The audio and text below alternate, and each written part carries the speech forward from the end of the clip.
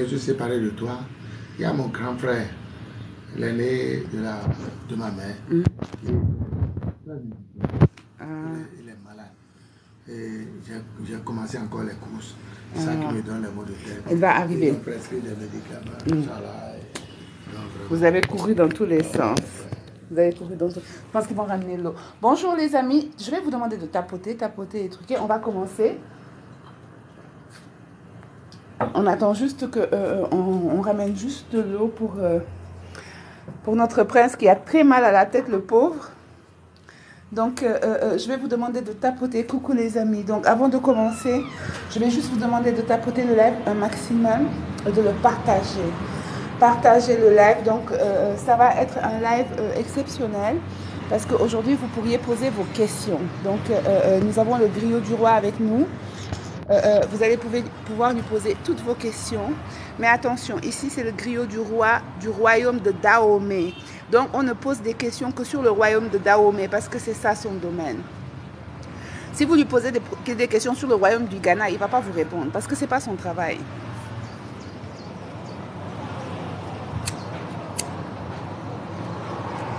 Lui, il transmet l'histoire de son peuple. Donc ne venez pas poser des questions qui n'ont rien à voir avec le royaume du Dahomey ou le peuple du Dahomey. Coucou Elisabeth, bonsoir Michel, bonsoir tout le monde. Donc vraiment, essayons de rester concentrés et si nous avons la chance de quelqu'un qui peut nous parler de son histoire de fond en comble, bah, c'est bien lui.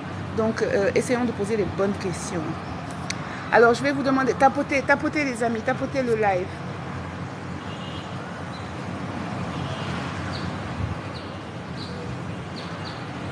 Alors partagez-le aussi s'il vous plaît.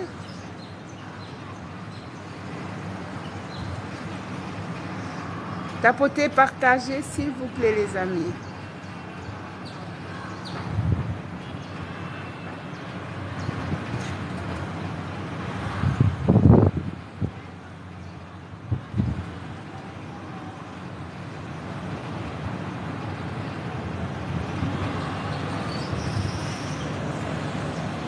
Tapotez et partagez le live s'il vous plaît les amis.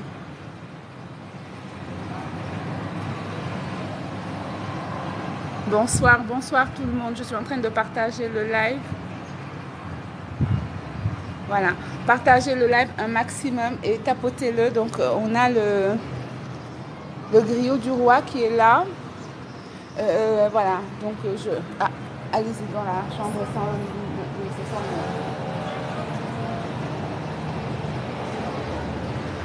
Donc, tapotez et partagez. Donc, restons concentrés. On pose des questions sur le royaume du Dahomey. Juste le Dahomey. Alors, je vais vous demander de tapoter le live, les amis, parce que là, comme vous le savez, ce voyage n'est pas très bien pris pour ce qu'il est, en tout cas, par beaucoup de personnes. Donc, ils sont en train de signaler le live. Et s'il n'y a pas assez de j'aime, le live va être coupé. J'ai un seul compte TikTok, hein, j'en ai pas 10 000. Donc, s'il vous plaît, les amis, tapotez le live. Moi-même, je suis en train de le tapoter. Donc, tapotez-le, s'il vous plaît. Tapotez-le parce que sinon je vais devoir désactiver les commentaires et vous ne pourriez pas lire les commentaires ni en écrire, ça serait dommage. Donc tapotez le live s'il vous plaît. Je laisse juste que le prince boit son Doliprane, lui, parce qu'il a mal à la tête. Vous lui avez donné mal à la tête. Ou c'est moi-même. J'ai posé tellement de questions. Il doit être choqué. J'ai tellement demandé. Et ça, et ci, et ça. Ah. Nous aussi, on abuse. Oui. Est-ce que je peux vous la régler après quand j'ai fini? Ok, merci. À la réception. Merci.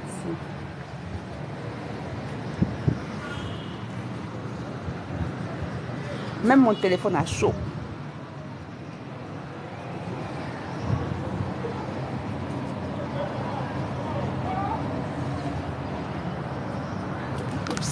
Allez, vous avez vu.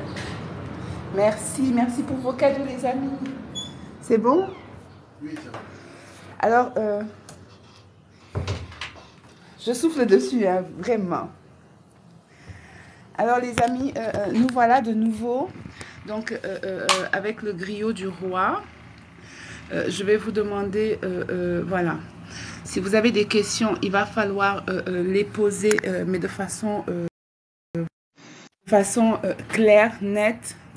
Je ne veux pas de débordement. Si vous lui demandez des choses sur le Ghana, il ne vous répondra pas. Lui, c'est le griot du roi de Dahomey. On est au Dahomey. Donc, il connaît l'histoire du Dahomey parce que c'est ça qu'il doit transmettre. Rien de plus. Pas une virgule de plus, pas une virgule de moins. Donc, aujourd'hui, ce que nous allons faire, c'est que au lieu d'aller visiter quoi que ce soit, vous allez pouvoir juste lui poser des questions parce que je sais que vous avez énormément de questions tous. Alors, j'aimerais vous remercier de me suivre pendant ce voyage parce que je sais que, voilà, c'est pas évident. Mais... oui, merci. Vous avez vu, j'ai pas mangé, donc j'essaie de manger quelque. Donc voilà, ici on ne traduit pas, on est relaté, c'est tout.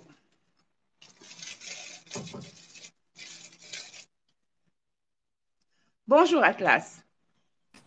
Bonjour Marie-Agnès. Bonjour Prince, j'espère que vous allez bien. Oui, je vais bien, merci beaucoup. Merci beaucoup. Alors, bon, Je comme mange, y a pas... c'est pour ça que la caméra bouge. Ah, d'accord. Bah, bon appétit, Marie-Agnès. Bon, comme il n'y a pas encore beaucoup de volontaires, moi, je vais profiter pour poser mes questions. Ma première question, c'est, Prince, quels sont les rapports entre Sa Majesté le Roi avec le pouvoir administratif, c'est-à-dire le pouvoir de l'État? Quels sont les rapports entre la partie ancestrale et la partie politique? Comment est-ce que vous gérez? Est-ce que lorsqu'il y a une décision importante qu'on doit prendre dans le pays, est-ce que le roi est invité à donner son avis pour pouvoir permettre à ce que les peuples soient bien administrés? J'aimerais savoir. Ok, merci beaucoup. Je pense que le pouvoir central est chargé de l'administration générale du pays. Et en matière de l'administration, le pouvoir central est bien indiqué. Vous savez que la Constitution de 1960 n'a pas permis au Bénin d'insérer le pouvoir traditionnel. Et c'est les insuffisances que nous traversons aujourd'hui parce que les problèmes liés aux terres, quand il y a des problèmes liés aux terres qu'on doit régler sur le plan administratif, ça pose souvent des problèmes. Ça pose souvent des problèmes. Ce qui fait que, parce que c'est les rois qui ont attribué dans le passé les terres aux ayants droit. Est-ce que vous voyez? Donc, il ne revient pas au juge de décanter cette situation sans l'apport, sans l'intervention du pouvoir traditionnel. Et c'est pour cela, aujourd'hui, le pouvoir en place, c'est-à-dire le pouvoir de Patrice Talon est en train de mettre en tout possible pour insérer la chefferie traditionnelle dans notre constitution. Voilà. Sinon, avant l'avènement de Patrice Talon, ça pose souvent de problèmes pour gérer les problèmes liés aux familles, liés aux terres, les problèmes liés au vaudou, à la sorcellerie. L'administration centrale n'avait pas toutes les compétences requises pour pouvoir dénouer ces problèmes-là. Voilà. D'accord. J'avais aussi une autre question. Comme là, nous sommes vraiment en train de parler du royaume de Dahomey, j'avais aussi une autre question par rapport à l'ordre de succession. Parce que nous avons compris que le roi, il a plusieurs épouses. Donc, qui dit plusieurs épouses, il a plusieurs enfants. Alors, comment s'établit l'ordre de succession? Est-ce que c'est un ordre linéaire, c'est-à-dire est-ce que c'est par rapport au premier fils ou le roi décide et choisit lui-même son prince héritier? Ok. Vous savez, on a parlé des rois du Dahomey hier et la succession n'avait pas une ligne droite. Est-ce que vous voyez? Parce que les deux premiers rois, Gagné et Dakodono, étaient des frères, même père, même mère. Est-ce que vous voyez? Ils sont les fils de Doubagni. Après, le premier roi fondateur, sinon le premier roi sacré, était Wegbadia, où c'est lui qui a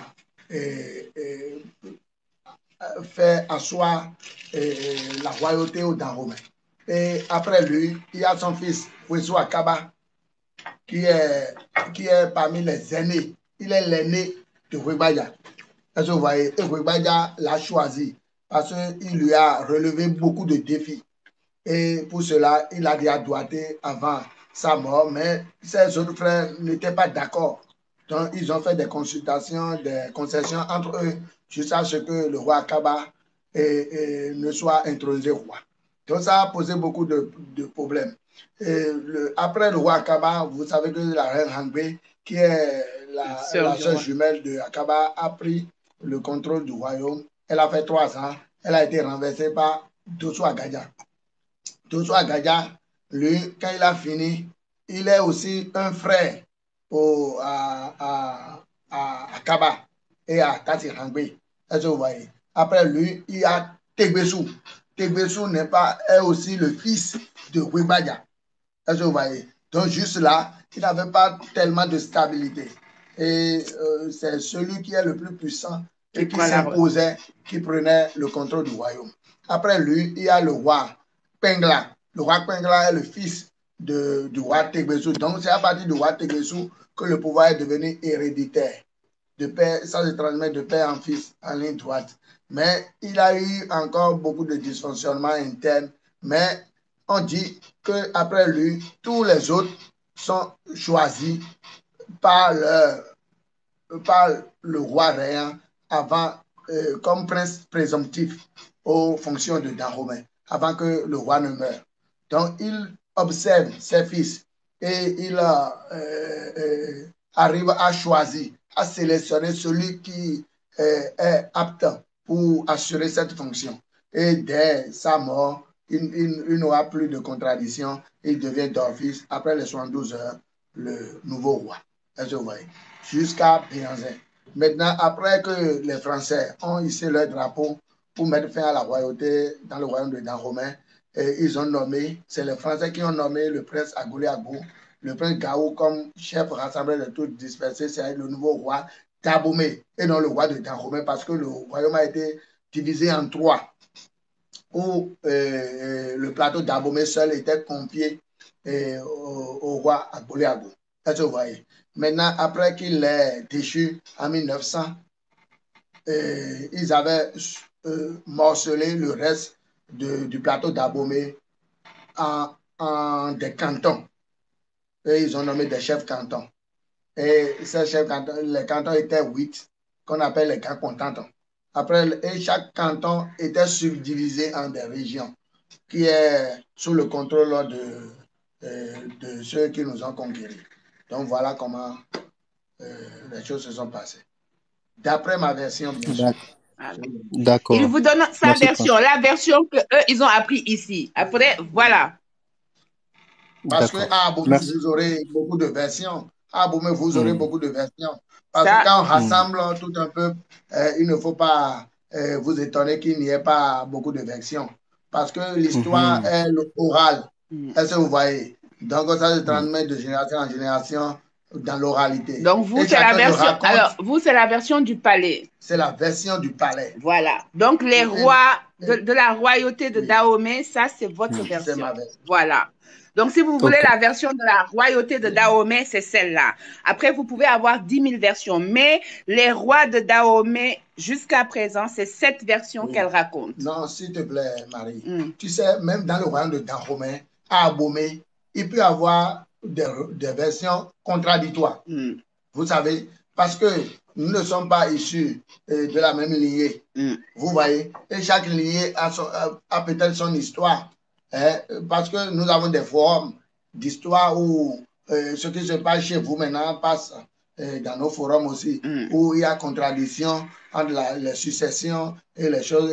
Il y a beaucoup de versions quand même. Vous voyez, donc le guide qui vous parle en tant que Rumpensem Voyima, griot du roi Béhanzin, c'est sa version. Voilà.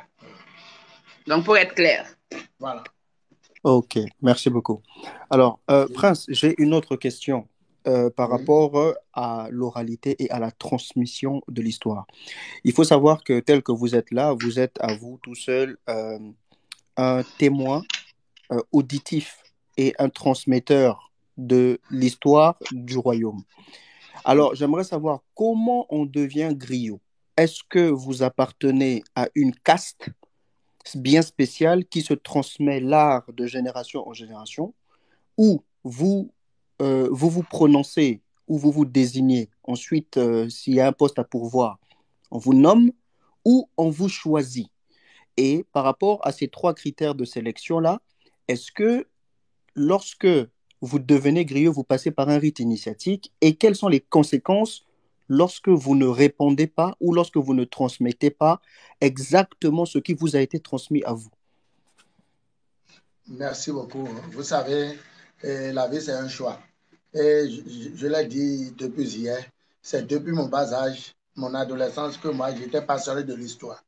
Donc, ce que je me vertuais à avoir, à passer chez les aînés, chez les patriarches, chez les personnes ressources, pour m'enquérir de l'histoire de mon pays. Et j'ai commencé petit à petit. Et les aînés, c'est-à-dire les sages de notre lignée, c'est-à-dire d'Abomey, ont vu que j'ai une volonté à m'enquérir des choses traditionnelles. Ce qui a fait qu'ils m'ont beaucoup aidé à me plonger dans le cercle des griots. Parce que vous savez, les griots existaient bien depuis le roi Rubadia, où le premier griot était à Guadan. Et après, à Guadan, nous avons les Patakpé, nous avons les Hadissins, nous avons les Kakessa. Est-ce que vous voyez? Donc, il y a beaucoup de griots. Et ils sont dans une zone bien définie, qu'on appelle la Ouaga. Est-ce que vous voyez? Donc, qui veut? Et moi, j'étais passionné et chaque fois, j'allais sous le contrôle des sages m'enquérir de l'histoire des couvents. Est-ce que vous voyez? De l'histoire qui se cachait même pour les vieux. Est-ce que vous voyez? C'est une question d'initiation. Donc, j'ai commencé les initiations. J'ai commencé par passer de temps en temps et de choses là. Ce qui a fait que le roi Wedoi, que le nouveau roi a changé maintenant, m'a pris et m'a inséré dans l'école des griots, dans le cercle des griots même. Et lui, il n'avait pas eu la chance de me sacrer griot. Et c'est quand le nouveau roi, Wigbadia Dewenode, Philiton Deme, est venu maintenant qu'il a dit il faut mettre les choses à leur place. Et il m'a oint et il m'a sacré griot. Donc c'est toute une cérémonie de couvent qui s'opère avant qu'on ne devienne griot. Pas griot qui veut, mais qui peut rester fidèle à la tradition. Est-ce que vous voyez? C'est pour cela, nous, quand on a la vérité en face, on ne marchande pas. On le dit. Ça peut nous coûter la mort, mais la mort n'est pas pour aujourd'hui. Mais c'est pour bien après demain. Merci beaucoup. C'est pour cela le bon Dieu m'a dit, quand tu veux relater la vérité face aux hommes qui sont insensibles, qui sont insensés, qui ne veulent pas du tout écouter, que tu as peur, qui va augmenter ta peur. Mais quand tu as le courage, il va te donner la sagesse. Et vraiment, je suis un jeune et je veux beaucoup apprendre des vieux, des enfants et même de tout le monde.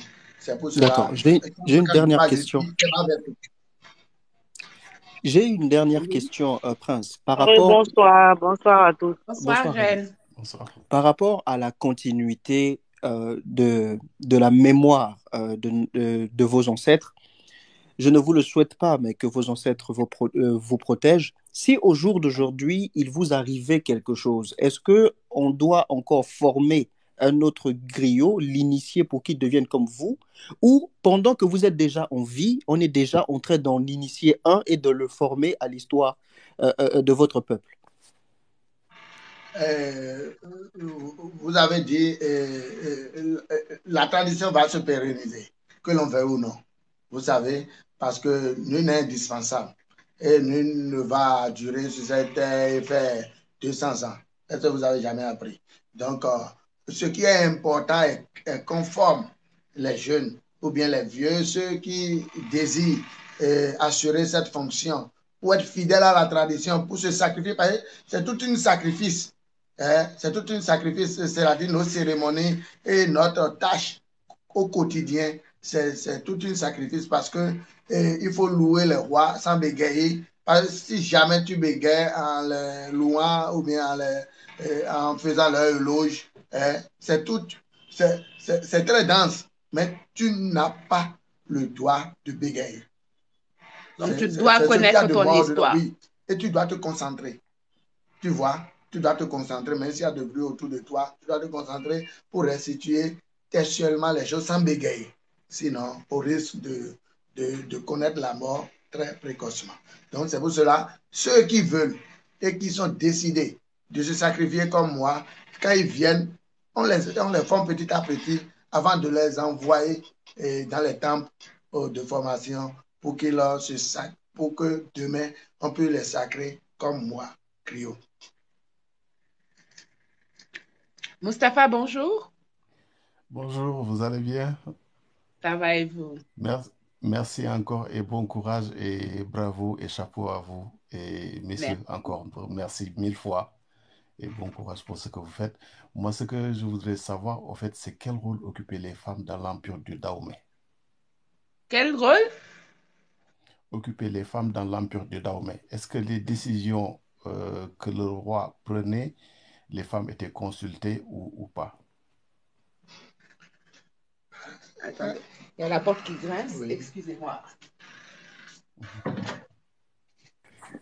Je vais répéter la question de notre frère plus fort. Au fait, il Oui. demande, dans l'empire de Dahomey, quel était le rôle qu'occupaient les femmes? Et est-ce que dans les décisions cruciales du royaume que le roi devait prendre, est-ce que les femmes participaient, même par un conseil, à ces décisions-là? Quel était le rôle des femmes? Oui, la femme dans le royaume de Dahomey a une place de privilège, place de choix où elle est incontournable, dans tous les domaines d'ailleurs. Est-ce que vous voyez? Dans le culte de Vodun, la femme a une grande place. Est-ce que vous voyez? Parce que les adeptes de Vodun, les plus gradés, sont les femmes. Je vous ai parlé au cours des libations où on offre à boire aux ancêtres, aux rois là. C'est des femmes qui portent les parapluies, comme ma mère. On les appelle les dadasi. Est-ce que vous voyez? Donc, pour faire les cérémonies dans la salle de libation, les prières dans la salle de libation, c'est les femmes qui sont responsabilisées. On les appelle les amondode et les tassinos. Est-ce que vous voyez? Donc, avec le roi et le frère du roi qu'on appelle le Ahonombi, le frère du roi à qui il a confiance. Est-ce que vous voyez? Donc, c'est les femmes qui jouent ces grands rôles-là. Est-ce que vous voyez? Maintenant, en matière de l'administration du royaume, je vous ai dit que le roi est entouré de 5 ministres. Et nous avons 2 gouvernements dans le royaume de Dahomey. Nous avons le gouvernement extérieur composé des hommes. Et là où on a le Migan, le Meou, Adjaro, Tokpo, etc. Mais nous avons leur homologue femme qui constitue le gouvernement intérieur du roi. Je vous ai montré une femme hier, j'ai dit qu'elle est Adjaro, non? Est-ce que vous voyez? Donc, quand vous avez Migan à l'extérieur, vous avez Migano, qui est une femme du roi, Adjaro, non? Tokpo, non? Est-ce que vous voyez? Gaou, non? Est-ce que vous voyez? Donc, le gouvernement intérieur aussi, pour donner des décisions, le roi, après avoir consulté ses ministres hommes, il consulte aussi ses ministres femmes avant de prendre des décisions. Nous avons aussi les reines mères, que sont les poditors, celles qui sont à la place des mères des rois. Elles, quand le roi s'assied ici, et quand une poditeur vient, elle doit s'asseoir à côté du roi. Est-ce que vous voyez? Mais ce n'est pas donné à un homme. Cette possibilité n'est pas donnée à un homme. Est-ce que vous voyez? Donc, la femme, pour faire l'art culinaire, pour faire les chants et danses, c'est les femmes qui sont responsabilisées. Est-ce que vous voyez? Même pour les causes de guerre, on a parlé d'agodier. Est-ce que vous voyez? C'est des femmes qu'on fidélisait pour la cause de Dahomey. Est-ce que vous voyez? Qui peuvent même offrir leur vie. Être si fidèle que les femmes. Est-ce que vous voyez? Donc la femme occupe une place de choix dans le royaume de Dahomey. Vous me donnez la chair de poule là. Franchement, respect aux dames, à nos mamans, à nos sœurs, pour tous Vraiment, les gens vraiment. qui entendent respecter nos sœurs et nos mamans. Respectez-les. Elles sont On n'a honorées, pas elles sont attendu les autres. célébrées. Ouais. On n'a pas attendu les autres pour respecter nos mamans et nos femmes et nos enfants. Donc, respect aux dames. Merci beaucoup, Mustapha. Reine, tu as une Je vous en question? prie. Oui, j'ai une question. Vraiment, merci pour tout ce que vous faites, pour le travail que vous faites. Vraiment, on est vraiment content, on est édifié. Franchement, il n'y a rien à dire. Et derrière chaque question, il y a un long développement. On a l'impression vraiment de lire un livre. Voilà. Merci Donc, beaucoup. par rapport à, voilà, c'est la même question hein, que Atlas avait posée à peu près. Est-ce qu'il y a d'autres guides comme toi là-bas qui ont des versions différentes du tien concernant le royaume d'Abomey spécialement? Dans le palais? Oui, dans ce palais-là. Non, dans le palais ou alors dans le palais? Est-ce que dans le palais, il donne une version différente que la tienne? Vous savez qu'il y a Non, 12 palais royaux non, dans le royaume. dans le palais Non, du roi non, Béanza. Ah, ok, on va se sérieux. ok. Vous savez qu'à Abomey, c'est le centre des rois, où il y a 12 rois qui se sont succédés, qu'on a retenus dans la succession. Et ces 12 rois-là, ils ont chacun d'eux un palais privé. Est-ce que vous voyez? Donc, ne soyez pas étonnés qu'arrivé dans le palais de Dakodonou, que vous avez une version contradictoire de ma version. De la même manière, quand vous allez dans le palais de Gainresou, ne vous étonnez pas que vous avez une version contradictoire. Donc, c'est pour cela que j'ai dit, celui qui est inspiré de l'histoire doit faire beaucoup de recherches, doit concorder beaucoup d'informations et doit chercher à les réunir pour en tirer l'essentiel. Est-ce que vous voyez? Parce que c'est l'oralité. Chacun le raconte avec sa passion et ses désirs. Merci beaucoup. Mais Donc, maintenant, dernière chose, est-ce qu'il faut la concrètement, validation, il faut que quelqu'un valide cette version-là? Y a-t-il, est-ce que y vous a-t-il quelqu'un? racontez là-bas et on Voilà. vous dit oui, c'est cette version-là qui est la bonne? Alors, qui valide cette version? Oui, vous voyez, celui qui valide, qui doit valider ces versions-là, c'est le roi du temps romain. Est-ce que vous voyez? C'est le roi régnant du temps romain. Parce que c'est celui qui est sur le trône de Webaya qui coiffe toutes les 12 dynasties. Est-ce que vous voyez? Donc, quand vous dites des histoires, pour décanter des situations auxquelles sont confrontés des hommes, c'est au palais central qu'on juge les gens. Est-ce que vous voyez? Mais quand vous donnez des versions historiques lors du jugement dans la salle d'audience, le roi seul est habilité à dire non, ta version n'est pas bonne. Parce qu'avant de prendre cette décision, il doit consulter les sages. Est-ce que vous voyez? Donc, on vit avec des contradictions de nos jours. Mais quand il a un problème, c'est le roi régnant seul qui a l'habilité de dire attention, ne circulez plus cette version-là.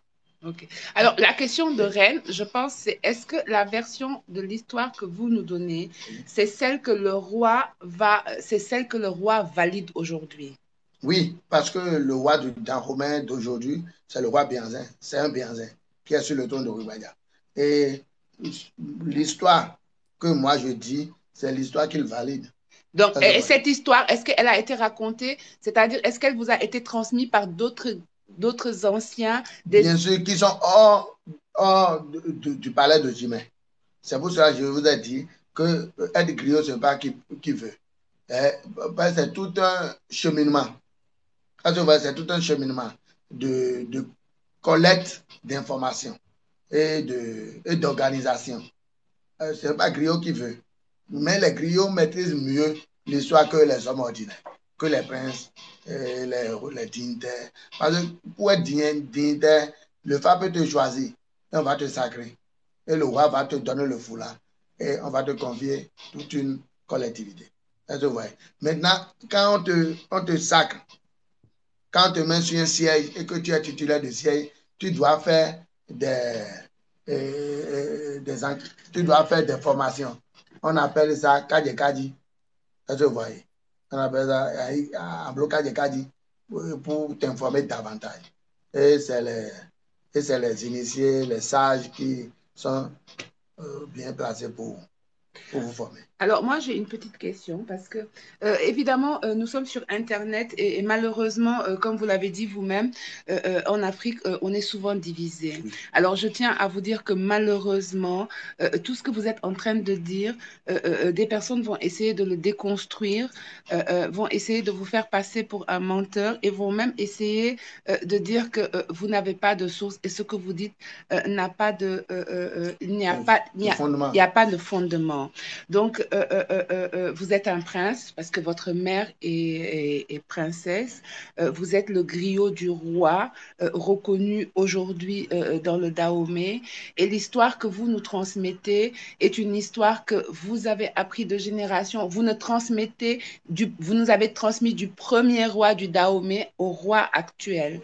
Est-ce qu'aujourd'hui, je peux dire sans scier que de toute façon, l'histoire que vous nous racontez, c'est l'histoire du Dahomey, c'est l'histoire de la royauté de Dahomey et que je mets au défi quiconque d'aller lire dans un autre livre une histoire qui sortira de cette vérité-là. Est-ce que je peux l'affirmer avec force et courage? Merci beaucoup. Tu sais que quand on s'emploie à devenir un génie, il ne faut pas avoir peur. Tu sais, en toute chose, il faut l'humilité. Il faut l'humilité.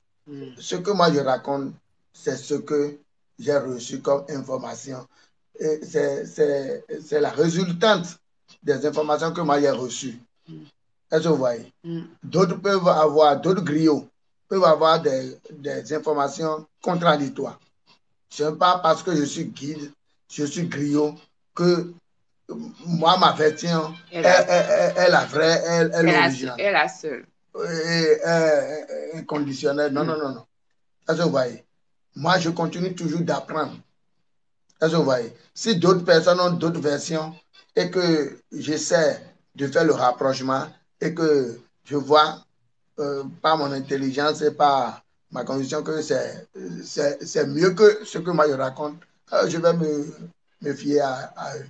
Parce qu'on ne cesse jamais d'apprendre. Donc, ce que vous dites, c'est que ça, tout ce que vous nous dites, c'est la version que vous avez reçue de vos anciens. Voilà. Voilà. Donc, vous n'avez pas ajouté une virgule. Jusqu'à aujourd'hui, toutes les versions que j'entends d'ailleurs ne me convainquent pas.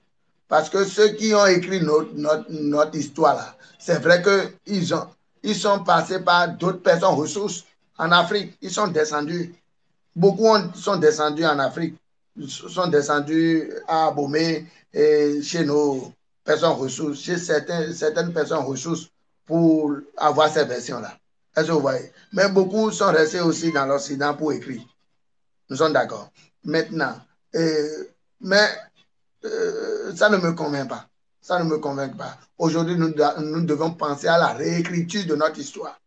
Parce que celui qui t'a dominé ne peut pas écrire ton histoire à ta place. Ok. Alors, donc, vous partez du principe, si j'ai bien compris, que de toute façon, l'histoire qui a été écrite dans la langue qui vous a dominé, oui, avec les personnes qui vous a dominé, cette histoire peut être biaisée. Biaisée. Ok. Oui. Merci. Alors, Unité, bonjour. Bonjour Marie-Agnès, bonjour à toutes les personnes ici connectées, bonjour le guide. Bonjour. Alors, il va juste répondre au téléphone, donc je vais en profiter moi-même pour retourner la caméra. Vous savez, les amis, je trouve ça, excuse-moi, avant qu'il arrive. Ouais. Avant qu'il arrive, je trouve ça un peu triste, vous qui venez ici. Vous savez, il n'y a pas quelqu'un de plus sincère qui te dit cette version que je te raconte, c'est ma version, c'est celle que j'ai appris. Mais On ne sait jamais tout dans la vie. Vous savez, et c'est ça que je trouve extraordinaire, c'est-à-dire ce monsieur, malgré le fait qu'il est le griot du roi du Dahomey d'aujourd'hui, il a appris son histoire, il a fait des années d'initiation, il est quand même capable, avec humilité, de venir vous dire, cette histoire que je vous raconte, c'est ma version, c'est celle que j'ai appris. Il n'y a aucune catégorie. Et vous osez venir dire non, il ment. Vous savez, c'est ça qui montre qu'on n'est pas du tout dans le même état d'esprit, vous et moi. Parce que moi, ce voyage, ce n'est pas pour déconstruire ou construire quoi que ce soit. C'est pour apprendre de chaque peuple. Parce que chaque peuple a son histoire et sa vérité. Donc, s'il vous plaît, si vous êtes là pour apprendre comme nous, restez. Si vous êtes là pour déconstruire, moi, je ne suis pas venue en guerre, les amis. Je suis venue apprendre, passer du bon temps et partager avec vous. Parce que cet homme est humble et je respecte les gens qui sont humbles. Parce qu'il a dit, c'est ma version. Mais on ne sait pas tout dans la vie. Voilà. Voilà. Alors, allez où vous... Mais moi, ce que je trouve extraordinaire, Pierre, c'est pourquoi vous attendez que moi, je vienne pour y aller. Vous ne connaissiez pas le Bénin? Ou c'était un problème de billet d'avion? Vous voulez un peu d'argent? Ma soeur, s'il te plaît, ne réponds pas. Ne réponds pas aux commentaires, s'il te plaît. Donc, non, mais Sylvain, moi, je peux ouvrir une cagnotte. Il n'y a pas de problème. On va vous aider à venir au Bénin. C'est très beau. Ça va puiser ton énergie, c'est tout. Non, ça ne puise pas mon énergie. Bon, d'accord. Tu sais où ça se trouve alors? Alors, Unité, tu as des questions. Alors, attendez. Je peux vous donner le téléphone 2 petites secondes. Voilà. Je vous laisse... Est-ce que vous me recevez déjà parce que ma connexion n'est pas vraiment très stable de mon côté? Oui, je vous reçois. Ok, très bien. Le guide, moi personnellement, je vous remercie pour toutes ces informations. Et je voudrais aussi profiter pour vous dire que je suis béninois 100%, mais sauf que je ne suis pas né au Bénin, je suis né à l'étranger. Donc, ce qui fait que je ne connais pas trop l'histoire de mon pays. Mais aujourd'hui, quand je vois Marie-Agnès en train de faire tout ça, et vous aussi, vous êtes là pour nous donner des informations, même si les informations que vous partagez avec nous ne sont pas à 200% vraies, mais forcément, il y a quand même pas mal de vérité dans ce que vous nous apprenez. C'est très important, il faut pouvoir... Non, tout ce qu'il nous dit est 200% vrai. Merci. Voilà. On ne sait jamais parce que... Non, Marie-Agnès, je dis ça... Non, elle est en train de vous taquiner. D'accord, voilà. Donc, du coup, j'aimerais aussi donner mon avis par rapport à là où vous étiez arrêté tout à l'heure dans votre allocution en disant que la réécriture de notre histoire doit faire par nous-mêmes. Je suis tout à fait d'accord parce qu'on s'est fait dominer par les colons et c'est les mêmes colons qui nous racontent des histoires dans les livres et que derrière, nous, on lit ces livres-là alors que tout ce qui est établi dans ce livre-là n'est pas vrai. Très bien. Tout ce qui est écrit dans le livre-là n'est pas vrai. Alors, bon, ça, c'est juste pour donner mon avis par rapport à ça. C'est très bien ce que vous avez dit. Alors, moi, j'ai juste quelques petites questions très basiques, d'accord? Parce que, voilà. Et la première question serait, en fait, je ne sais pas si vous êtes au courant du film de l'Amazon qui a été tourné. Je ne sais pas si vous avez vu le film qui est sorti il n'y a pas très longtemps. Alors, ma première question, pourquoi c'est une partie de ce film n'a pas été tournée aussi au Bénin? Parce que c'est une histoire du Bénin. C'est notre histoire à nous. Alors, ça, c'est la première. Et la deuxième, pourquoi est-ce que les acteurs béninois n'ont pas été utilisés dans ce film-là, en fait? Oui. Voilà. Non, merci beaucoup, monsieur. Je m'en vais vous dire que ce film la majorité de ce film n'a pas été tourné au Bénin parce que l'acteur principal de ce film, c'était une Canadienne ou bien? Je ne sais même pas qu'elle est canadienne. Oui, mais elle n'est pas béninoise. D'accord, ouais, c'est sûr, ouais. Est-ce que vous voyez? Donc c'est le problème que nous avons, quoi. Hein? Moi, par exemple, j'ai intervenu dans le film. J'ai été le guide dans le palais privé du roi Béhanzin. Vous allez me voir dans le film. Est-ce que vous voyez? Mais on m'a pris seulement à la coller. On m'a dit, raconte. On m'a dit, amène-nous dans le palais. En ce moment-là, il y avait même une crise de succession farouche où l'accès au palais était très difficile. Mais en tant que guide dans le palais, j'ai tout fait et j'ai surmonté toutes les difficultés pour les introduire dedans. Est-ce que vous voyez? Maintenant, le problème, le véritable problème que nous avons en Afrique, et précisément au Bénin, dans le royaume de Dahomey, est que on ne s'engage pas pour promouvoir ce que nous avons. Est-ce que vous voyez? Nous avons beaucoup de choses. L'histoire de nos parents là, nous les connaissons et c'est les querelles intestines qui font qu'on ne peut pas se mettre ensemble pour tourner quelque chose de potable. Parce que il y a beaucoup de contradictions dans le film que beaucoup apprécient. Est-ce que vous voyez? Mais c'est ce qu'on voit qu'on apprécie. Si on ne voit pas autre version, on ne peut pas savoir si l'autre a fait beaucoup d'erreurs. Ouais. Donc, comme vous, nous devons tout faire pour tourner le film des Amazones nous-mêmes. Ben oui, c'est ça, parce que ça reste notre histoire. Et ici, à chaque fois, ce sont des étrangers ou d'autres personnes qui doivent toujours nous raconter ou tourner des films de notre histoire. Franchement, ça sera vraiment dommage pour nous, comme tu as dit. Et je voulais aussi poser une dernière question. Alors, moi qui suis à l'étranger, c'est vrai que je viens au Bénin tous les ans, mais je n'avais jamais eu l'idée d'aller visiter toutes ces choses-là. Mais alors, ma question serait la suivante. Quelles sont les démarches à entreprendre pour pouvoir visiter? Bon, est-ce qu'il y a des conditions? Bon, j'aimerais savoir comme ça. Mon prochain voyage au Bénin, je pourrais bien évidemment visiter et puis me faire plaisir de toutes ces histoires-là, en fait. Je suis très content de ce pan que vous prenez parce que les visites au Bénin ne sont pas problématiques, ne sont pas difficiles. Il faut demander à Marie. Il y a beaucoup d'hospitalité pour accueillir les étrangers ici et même nos frères.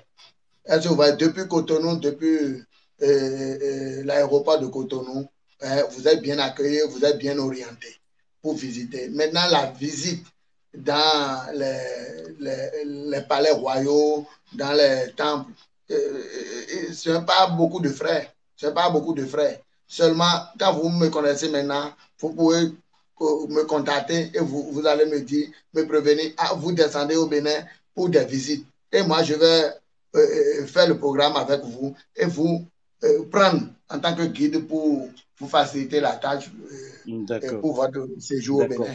D'accord. Alors, est-ce que moi j'ai une question? Est-ce que il a été réfléchi d'ouvrir un truc de tourisme pour que ça soit, pour que les gens puissent contacter?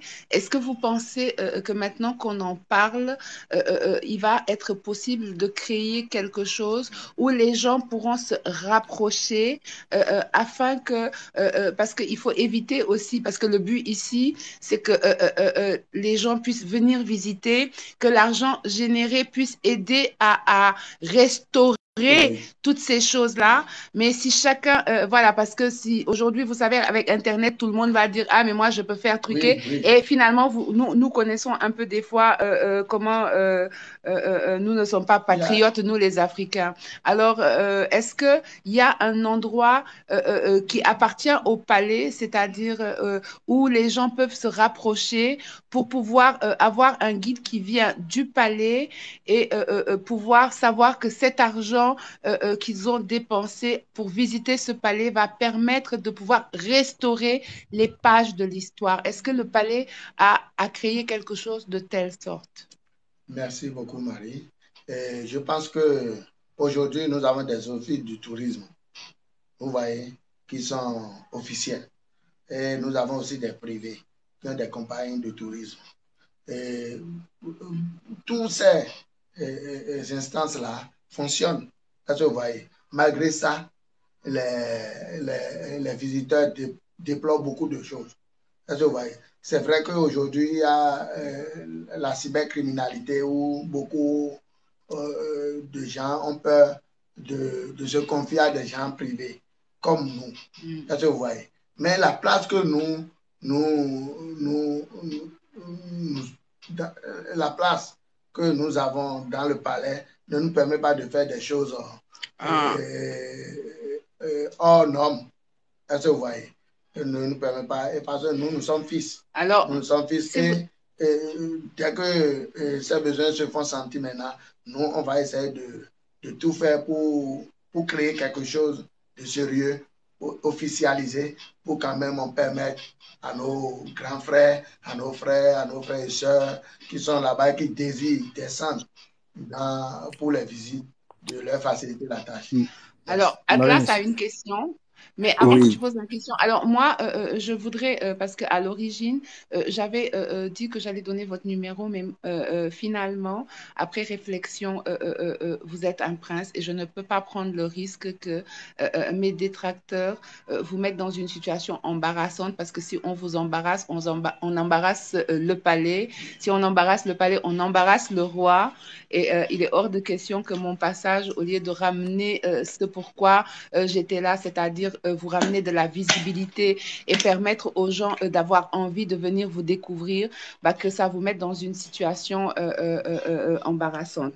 Par contre, avant de partir, si vous êtes d'accord, je vais vous demander de me donner un numéro de téléphone d'une personne qui, lui, pourra gérer éventuellement les appels, voilà, pas forcément un griot de la cour, mais quelqu'un qui va s'occuper juste de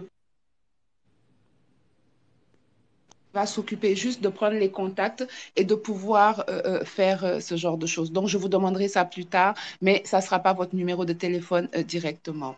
Donc, pour les gens qui avaient l'intention de l'inviter dans un live, donc vous n'allez pas pouvoir faire ça, parce que si vous n'avez pas peur d'embrasser si vous n'avez pas peur d'embarrasser un roi, toute une nation, moi, personnellement, je suis africaine et j'ai honte d'avoir ne serait-ce qu'entendu une chose pareille. Donc, Atlas, on t'écoute. Marie, moi j'aimerais dire quelque chose avant de descendre, s'il te plaît. À ton inquiétude. Vas-y. Si ceux qui nous écoutent sont connectés, je leur remercie. Et je te dis, est vraiment victorieux l'homme resté seul, mais qui continue de lutter dans son cœur.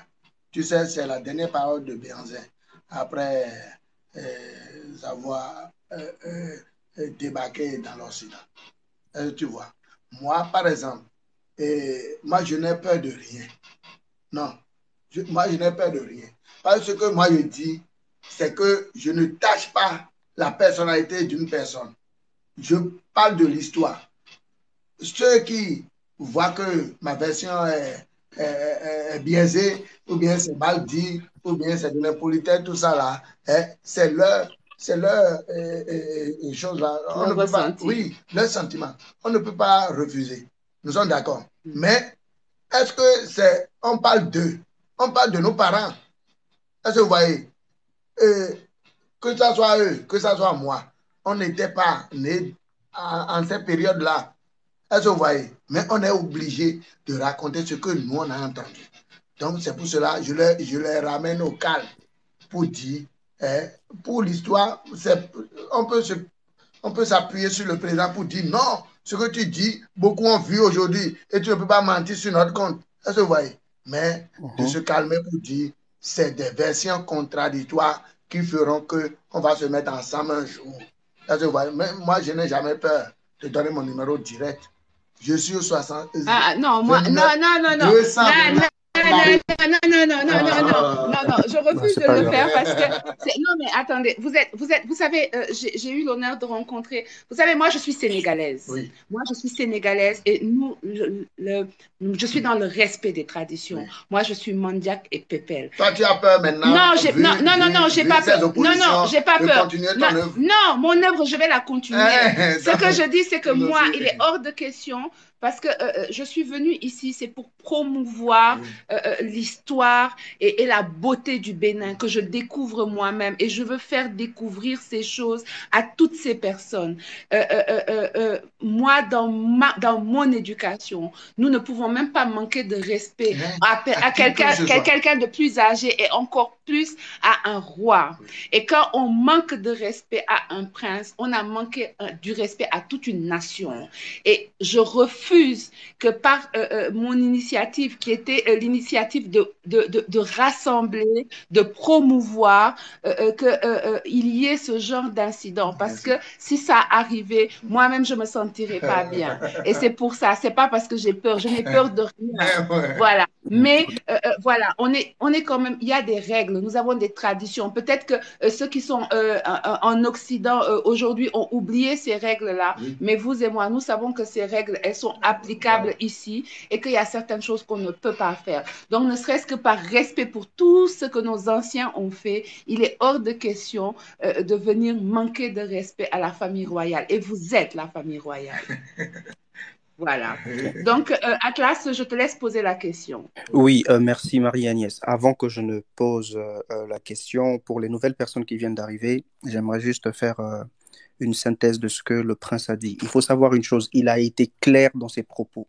Il a bien dit ceci, que le royaume est structuré en 12 royaumes à peu près, que l'Empire est structuré en 12 royaumes à peu près, et en 12 dynasties. Et il faut savoir que la dynastie régnante à l'heure actuelle, c'est la dynastie Béanzin. Et il faut savoir que dans ce qu'il est en train de dire, il ne conteste pas la possibilité qu'il y ait d'autres versions de l'histoire. Il ne la conteste pas. Il a dit que la version qu'il est en train de donner, c'est la version qui lui a été transmise, et c'est la version qui a été transmise à la génération qui lui a été transmise. Et cette version-là doit être validée et adoubée par le roi en personne. Et si le roi valide, cette version est viable, on peut la prendre. Et si le roi l'invalide, elle n'est pas viable, on ne peut pas la prendre. Je tiens à faire cette précision pour qu'il n'y ait pas de confusion. Et c'est cette version qui est validée par le roi actuellement. Voilà. Exactement. Donc, ce qu'il dit, c'est cette version. Je l'ai tout raconté dans son palais privé. Voilà. Et il était présent hier. Voilà. Exactement. Donc, la version qu'il nous donne, c'est la version qui est voilà, qui est adoubé par le roi actuel. Exactement. Donc, voilà, il a été clair et il a été clair. Donc, ça ne sert à rien pour toutes les personnes qui sont là et qui ont des intentions malsaines. Ça ne sert à rien d'aller travestir ses propos. Il a été clair. Il le dit de sa propre bouche. Il y a plusieurs versions. Il y en a plusieurs parce qu'on n'a pas reçu l'histoire du même point de vue et on ne voit pas les choses avec la même vision. Donc, oui, les versions, il y en a plusieurs. Est-ce qu'il y a des versions qui contestent celles qu'il a données? Oui. Est-ce qu'il y a des versions qui sont contradictoires à celles qu'il a données? Oui. Mais est-ce que sa version à lui, on peut se fier à cette version parce qu'elle a été validée par le roi lui-même, qui est l'autorité à la fois culturelle, spirituelle et morale et politique? Oui. Donc, sa version, elle est viable et on peut se fier à cette version-là. Donc, c'est la précision que je devais faire, Marie-Agnès. Merci. Maintenant, je voulais poser ma question. Je sais, mais non, non. Maintenant, je voulais poser ma question. Prince, déjà, moi, je pose plus des questions à portée historique. Hier, vous nous avez déjà beaucoup enseigné sur énormément de choses. Par contre, il y a une question que j'aimerais vous poser. Si on va sur la base que l'histoire évolue et que les traditions, les us, les coutumes changent aussi, quelles sont les pratiques que le royaume avait hier, qui sont considérées comme des pratiques néfastes et qui ont été rejetées? Quelles sont les principales pratiques qu'on pratiquait hier, qu'on ne pratique plus aujourd'hui? Merci beaucoup. Au moment où je parlais des sacrifices humains hier, j'ai dit, ça se passait. On tuait des hommes, on les envoyait dans l'au-delà, ils étaient considérés, les butins de guerre qui étaient condamnés à la peine de mort étaient considérés comme des envoyés pour porter le message. Est-ce que vous voyez? Donc, on sacrifiait les hommes, les bœufs, les chèvres et les poules. Mais aujourd'hui, la même tradition continue. Mais on ne sacrifie plus les hommes parce qu'aujourd'hui, il n'y a plus la peine de mort. Le roi n'a plus le droit de vie et de mort sur les gens. Est-ce que vous voyez? Ça fait 1. 2, secondo, il y avait aussi l'esclavage. Est-ce que vous voyez? Et les rois allaient attaquer les royaumes de proximité pour s'imposer à eux, pour ramener leurs butins de guerre, pour les ramener comme butins de guerre, et ils les vendaient. Aujourd'hui, il n'y a plus ça. Est-ce que vous voyez? C'est vrai qu'on continue d'assister d'autres formes d'esclavage, d'autres formes de servitude. Est-ce que vous voyez? Mais l'esclavage n'existe plus et n'est plus autorisé.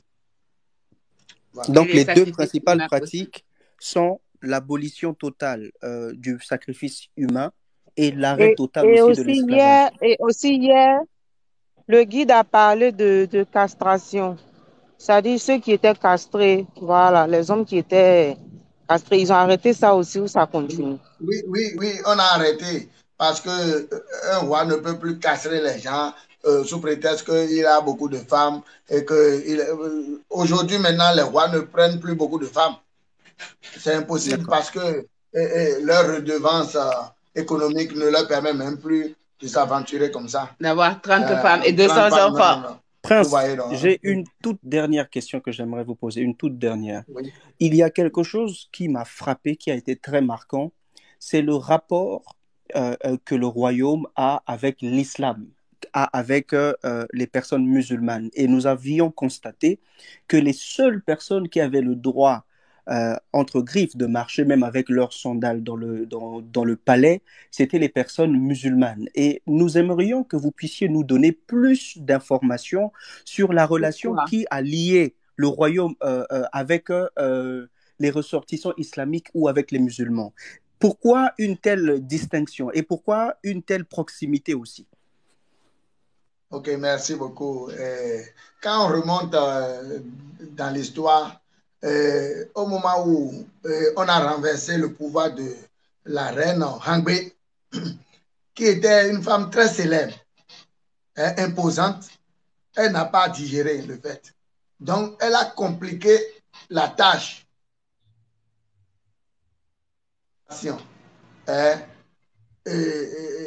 Positive pour qu'il n'y ait plus dans le royaume de Dahomey. Donc, il y a une sécheresse continuelle et comment on appelle il n'y a pas eu plus. Est-ce que vous voyez? La famine était abattue sur le royaume de Dahomey. Maintenant, pour trouver solution à ça, le roi Agadia était obligé de s'enfuir pour aller à Adja Tota. Est-ce que vous voyez? Et a fui le royaume comme ça. Parce que tout le monde était contre lui. Et qu'est-ce qu'il fallait faire? Il a appris qu'il y a des marabouts. Est-ce que vous voyez? Les gens de l'islam qui étaient au Nigeria et qui avaient des pratiques de prière qui faisaient que si on les fait descendre de Cana, ils vont faire la prière. Maintenant, c'est quand ces marabouts-là sont arrivés pour formuler leur prière, pour que la pluie tombe, que quand ils sont descendus, vous savez que le roi de Dahomey était plus fort en espionnage. Donc, quand quelqu'un entre, on doit te précéder, on doit te prendre la voie avant que tu ne viennes. Maintenant, ceux qui les ont pris la voie leur ont soumis à beaucoup d'interdictions. Est-ce que vous voyez par rapport à notre coutume? Donc, il dit, quand on rentre dans le palais, on doit se déchausser, on doit ôter leur foulard. Alors que eux, c'est des grands prêtres. Est-ce que vous voyez qu'ils sont venus? Et c'est pour cela ils ont dit qu'ils ne vont pas, si c'est pour leur imposer des choses, alors qu'ils sont venus pour régler un problème, qu'ils vont repartir. C'est là où le roi Agadia a dit que de les laisser rentrer dans le royaume, dans le palais, avec leurs chaussures, leurs sandalettes et leurs coiffures, parce que c'est des pratiques de respect extrême. Est-ce que vous voyez? Ce n'est pas que quand on fait ça, on va mourir. Non. Si on va mourir, le roi même qui porte les sandales va mourir. Donc c'est pour cela qu'il a dit de ne les soumettre à aucune contradiction. Et il les a autorisés de rentrer. Donc quand ils sont rentrés, ils ont formulé leur prière, ils ont demandé 7 jours. Et au bout du 6e jour, de la 6e journée là, il y a une grande pluie qui s'est abattue dans le royaume de Dahomey. Donc, ça a révélé qu'ils ont beaucoup de puissance qui dépasse nos vibrations spirituelles. Ce qui a fait que le roi Agadia a dit, à partir de ce jour, que de ne jamais imposer aux musulmans de se déchausser. Et c'est de la même manière pour les prêtres catholiques. Est-ce que vous voyez? parce qu'on on les considère comme les gens qui sont en mission spirituelle. On ne peut pas leur imposer des choses. Donc, ce ne sont pas les musulmans seuls qui portent des sandalettes pour rentrer au palais. Est-ce que vous voyez? Les catholiques aussi. Les catholiques les aussi. Prêtres aussi. Les prêtres. Okay. Est-ce que vous voyez? Les prêtres catholiques. Magnifique. Et il y a même beaucoup, quand aujourd'hui les pasteurs viennent, on ne peut pas leur imposer parce qu'ils sont en mission spirituelle. Est-ce que vous voyez? On leur doit ces concessions-là. Donc, c'est ce qui explique à l'origine pourquoi eux, ils ont pu, les musulmans ont pu. Et après, pour les remercier, donc pour remercier tous les chefs spirituels. Ils utilisent aussi la marque du roi. Est-ce que vous voyez? La marque du roi, le pont. Est-ce que vous voyez? C'était le véhicule, le moyen de déplacement du roi. On les autorise aussi parfois à rentrer dans les hamacs du roi. Tout Marie, ça, on va avancer comme ça, je ferai le récapitulatif plus tard. On avance et puis t'inquiète pas, je ferai le récap. Mustapha? Oui. Bon, moi, j'ai une autre question à poser par rapport aux sculptures, les masques, tout ça. Est-ce qu'il y a des personnes spécifiques désignées par le roi qui le faisaient ou comme aujourd'hui, n'importe qui peut se lever et fabriquer un masque? Alors, quand tu dis masque, je pense que tu parles des fétiches. Oui, c'est ça. Donc, oui. Et est-ce qu'aujourd'hui, cette famille existe toujours et la tradition continue toujours? Les masques. Nous avons les sculpteurs. Les sculpteurs, ils fabriquent les masques, ils fabriquent les statuettes, ils fabriquent des sièges, des blocs. Mais pour le palais, c'est-à-dire... Pour le palais. Et c'est la famille Dombidé qui était beaucoup réputée à ces choses-là. Donc, il y a des gens spéciaux pour ça. N'importe qui ne peut pas le faire. Non. OK. Exactement. C'est ça que je voulais savoir. Mon chocolat, j'imagine que tu as une question? Oui. En tout cas, bonsoir. Bonsoir, le prince. Bonsoir tout le monde. Bonsoir.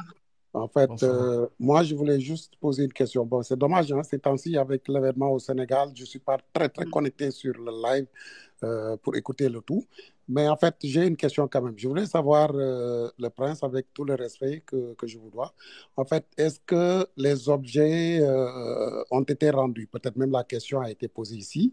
C'est-à-dire, en 2018, nous, au Sénégal, on nous a rendu l'objet de Cheikh Omar Foutiyou Tall, qui est actuellement à la maison de la civilisation noire africaine depuis 2018. Ce sont des objets volés par les colons, justement. Et en même temps, ils devaient faire la même chose du côté du Bénin. C'est-à-dire, il y avait une vingtaine d'objets, si je ne me trompe pas, si ma mémoire est bonne, une vingtaine d'objets où les colons devaient remettre au Bénin, et plus précisément à la famille royale de Béhanzin. Maintenant, je demande, est-ce que ces objets-là sont rendus?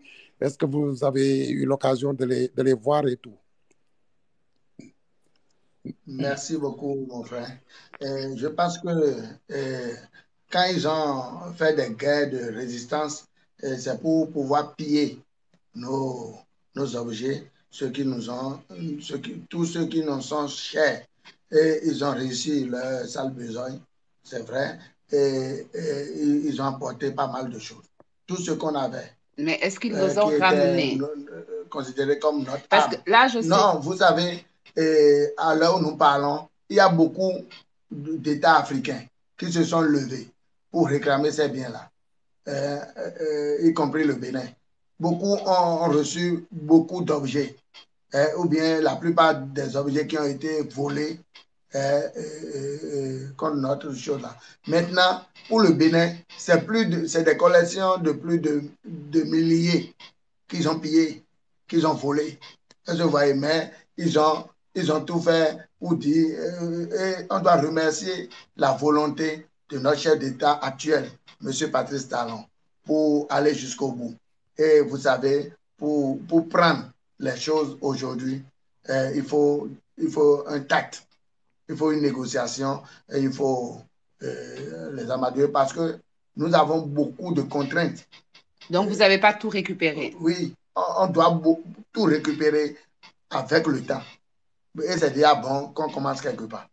Donc, est-ce que vous avez déjà récupéré quelque chose? 21 œuvres ont été restituées au 21 ont été restituées. Ah, d'accord, ok. Mais il en reste beaucoup. Oui, mais il reste beaucoup. Et ils décident de restituer d'autres plus tard. Aussi, quand c'est restitué, ces œuvres-là vont où? Ça vient dans le royaume ou ça reste au compte de l'État.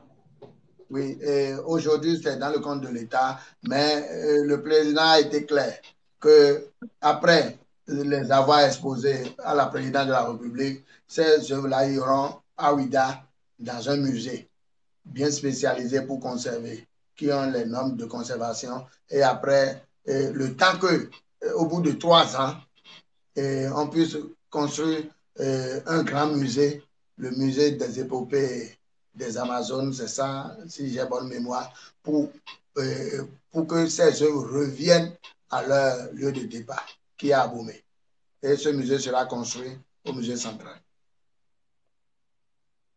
Merci beaucoup pour la réponse. Mais est-ce que il y a une idée reçue selon laquelle ces masques-là ont des pouvoirs? Voilà, parce qu'il y a des gens aussi qui ont fait des témoignages qui disent que non, ces masques-là avaient certains pouvoirs, c'est pour ça ils ont pris ça pour aller là-bas. Est-ce que c'est vrai que ils ont des pouvoirs? Est-ce que ça profite à ce peuple-là, ceux qui ont volé? Est-ce que si ces masques-là ont vraiment des pouvoirs, est-ce que ça leur a profité ou bien ça leur profite? Oui, je vous remercie. Est-ce que vous voyez, ils ont volé notre divinité Gou, l'original, la divinité Gou, qui est basée sur les fers, Dieu des fers. Est-ce que vous voyez? Et quand ils ont volé, ils n'ont pas les codes pour l'utiliser. Est-ce que vous voyez? Parce que les fétiches, c'est des codes. Donc, ça ne peut leur profiter sur le plan spirituel, mais ça peut leur profiter sur le plan de l'exposition. Ils vont recevoir beaucoup d'argent. Voilà. Donc, finalement, ça ne leur profite pas. Pas pour des vibrations spirituelles. Donc, il vaut mieux qu'ils... Ok. Marie, si tu veux, 3 minutes, si tu veux. Alors, pour ceux qui viennent de nous rejoindre en cours de route, c'est très, très excellent. J'aimerais juste faire des précisions par rapport à ce que le prince a dit sur la relation que le royaume nouait avec les religions, avec les religions, tant chrétiennes que musulmanes. Alors, il expliquait que il fut un temps, il y avait une énorme sécheresse qui avait frappé tout le royaume, qui avait frappé tout le pays. Et donc, du coup, le roi s'était déplacé et il était allé faire appel. Donc, il était allé demander une aide à des personnes musulmanes dans le royaume d'à côté qui se situait au Nigeria. Et une fois qu'il est revenu, et qu'il avait demandé à ces personnes-là de se soumettre aux règles coutumières du royaume, ces personnes ont refusé parce qu'elles n'acceptaient pas cela au fait. Et donc, du coup, il s'est passé que le roi a demandé à ce qu'on traite ces personnes-là d'une manière particulière, en respectant leur identité à la fois spirituelle, mais aussi culturelle. Donc, on ne leur a pas imposé d'ôter leurs sandales, on ne leur a pas imposé de se prosterner, on ne leur a pas imposé de vivre selon les us et les coutumes du royaume. Et ces personnes-là, c'était des marabouts, c'est le terme qu'il a utilisé, c'était des marabouts islamiques ou des marabouts musulmans. Et depuis, ils ont prié pendant 7 jours et au bout de 7 jours, la pluie est revenue dans le royaume. Au bout de 6 jours, le 6e jour. Hein? D'accord. Et le 6e jour, ils ont prié, et la pluie est revenue dans le royaume. Et depuis cet épisode, la relation entre le royaume et les différentes religions, qu'elles soient catholiques ou musulmanes, sont devenues des religions de respect mutuel et de collaboration aussi. Donc voilà. Après, pour le reste des questions, je pense que vous avez entendu. Alors, je ne sais pas qui veut prendre la parole parce que moi, j'ai une question supplémentaire. Non, il faut prendre la parole. C'est assez bien résumé, par contre. D'accord, merci Red. Alors, j'ai une question. Prince, votre majesté, non, votre Altesse, voilà. Votre Altesse, il y a quelque chose qui, moi, me turlupine parce que nous avons l'impression que les autres cultures se sont forcément imposées à vous par la force. Et on aimerait savoir si au dehors de tout ce qui nous est dit, que ce soit dans les livres d'histoire ou sur Internet, est-ce qu'il y a eu d'autres canaux de pénétration de la culture béanzine ou de la culture du royaume de Dahomey?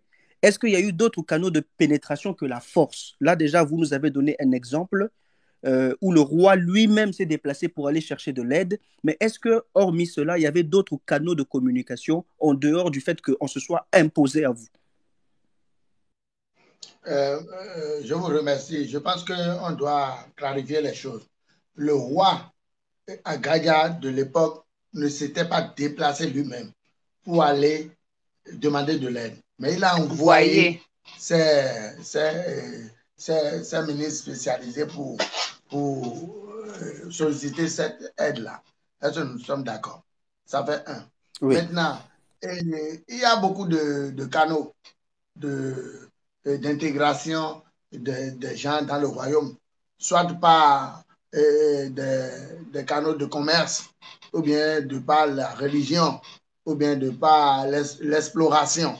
Il y a beaucoup qui faisaient l'exploration en ce moment-là. Est-ce que vous voyez? Les explorateurs, il y avait les religieux, il y avait les commerçants, donc il y avait pas mal de chemins qui amenaient les gens dans le rang de Dao. Je ne sais pas si j'ai répondu à votre question. Alors, moi, Soul, je pense que tu as une question ou... Oui, tout à fait, oui. Tout d'abord, je tiens à te remercier, Marie-Agnès, une fois de plus, de te montrer pour ta disponibilité et nous permettre de pouvoir recevoir ces précieuses informations. Je tiens à remercier également le frère présent pour se rendre disponible et pour sa patience et sa générosité pour partager avec nous ce qu'il partage. J'ai une question à poser, c'est que ça concerne les rois. Quels étaient les critères pour désigner ou élire un roi ou pour qu'un roi puisse être désigné comme roi ou considéré comme roi? Et qu'est-ce qui permettait à un roi de rester roi et qu'est-ce qui pouvait permettre à un roi d'être destitué? Ok, je vous remercie. Les critères de désignation d'un roi, pas roi qui veut. Ça se voit. D'abord, il faut être issu de la couche princière. Il faut être de père, prince, et de mère, roturier ou bien esclave. Mais quand tu es doublement prince, issu d'un prince et d'une princesse, tu ne peux pas prétendre à la couronne. Parce qu'on doit tout faire pour agrandir le royaume, avoir d'autres mentalités dans le royaume. Est-ce que vous voyez? Le roi. L'enfant d'une prince et d'une princesse ne peuvent pas être roi. Jamais. Ok. Est-ce que vous voyez? Ça fait un. Deuxièmement, il faut être de bonne moralité. Il faut être aussi un homme passionné de la culture. Si tu ne t'intéresses pas à notre culture et aux choses culturelles et aux choses culturelles, quand on t'observe comme ça, là, on ne peut pas avoir confiance en toi. Donc, c'est une grande observation qu'on fait, que fait ton père avant de te désirer. Est-ce que vous voyez? Maintenant, ton père doit faire aussi des consultations sur toi, sur ton avenir. Doit avoir des informations sur ce que tu dois devenir. Est-ce que tu es né chef ou bien roi? La géométrie doit indiquer tout ça là. On doit faire des consultations. Est-ce que vous voyez? Ce n'est pas des consultations pour sélectionner, mais des consultations sur ta vie. Si on voit que tu ne vas pas durer sur cette terre, où tu seras fauché par la mort, et très vite là, on ne peut pas te prendre. Sinon, le roi ne va pas durer. Donc, on doit voir toutes ces vibrations-là, tenir compte de tous ces paramètres-là, avant de te désigner roi. Est-ce que vous voyez? Maintenant, si ton père n'arrivait pas à te désigner roi avant sa mort, là, il y a des concessions, il y a des consultations qu'on fait entre les frères et des concessions pour faire ça. Maintenant, pour demeurer roi, tu dois tout faire pour être fidèle à la tradition, être fidèle à la religion d'État qui est le Ninsoué. Notre religion d'État est le Ninsoué, c'est basé sur le vaudou. Est-ce que vous voyez? Mais c'est pour cela, c'est ce qui a causé la mort au roi Akonglo et au roi Gezo aussi. Le roi Akonglo a été assassiné parce qu'il s'est converti au catholicisme. Est-ce que vous voyez? Quand vous fouillez à fond là, c'est ce qui a précipité sa mort. Est-ce que vous voyez? Parce que lui, il a beaucoup fait asseoir la tradition. Il était beaucoup ancré dans la tradition. Est-ce que vous voyez? Et il a fait asseoir beaucoup de fétiches, beaucoup de choses sur le plan culturel. Mais hélas, dommage pour lui, à la fin, il n'a pas resté fidèle à tout ce que lui-même, il a mis en place. Ce qui a fait qu'on a vu qu'il veut basculer notre tradition et ça a été comme ça. Alors, est-ce qu'un roi pouvait être destitué autrement que par, bien sûr, l'assassinat? Et quelles sont les raisons qui pouvaient amener un roi à être destitué? Oui, quand tu commettais de parjure, si tu n'es pas fidèle à la tradition, là, on peut t'assassiner, on peut s'entendre pour t'assassiner. Sinon, tu vas nous conduire au dérive. Le destituer, c'est-à-dire décider que tu n'es plus roi, te chasser du royaume. Ah oui, on peut te destituer. Nous, on a parlé de l'assassinat. Oui. Maintenant, la destitution, là, quand tu commets de parjure, on peut te garder la vie sauve, comme on l'a fait à Dandozan. Vous voyez, pour l'interner dans un palais du roi Gongolo à Djimé, à Adamé. Est-ce que vous voyez Adamé Zavi? Et on l'a conservé là. Et il a été interné là durant tout le reste de son séjour. Est-ce que vous voyez? Donc, on peut ne pas t'assassiner, mais on peut te renverser et te suivre. Alors, donc, un roi va être destitué quand il a commis un parjure, c'est-à-dire quand il n'a pas dit la vérité. Oui, quand il ne respecte plus la tradition, c'est-à-dire la religion d'État surtout, basée sur le vaudou. Parce que la pénétration des religions modernes fait toujours que les rois ou bien nos aînés ne restent plus fidèles à la tradition. Ils pensent que tout ce qu'on fait là, quand on les sensibilise, quand ils sont noués par la foi pour dire que tout ce qu'on fait là n'est que de la sorcellerie ou bien n'est que chose là, ils vont se baptiser. Donc quand tu décides de te baptiser, ça veut dire que tu as commis de parjure. Ça veut dire que la religion d'État, tu as renoncé à ça. On peut t'assassiner comme on peut te déchoir. Donc, comme dit Reine, le roi est garant de la tradition. De la tradition. Une dernière question, si vous me permettez. Est-ce que le roi était au service de son peuple ou c'est plutôt le peuple qui était au service du roi? C'est vice-versa, hein, parce que le roi ne prend pas les décisions lui seul. Il doit prendre les décisions après consultation. D'abord de son gouvernement, et des sages et même d'autres, des garants de la tradition que sont les Vaudouans. Est-ce que vous voyez, les hommes de couvent? Est-ce que vous voyez? Donc, il ne prend pas les décisions seul, comme on a l'intention de croire.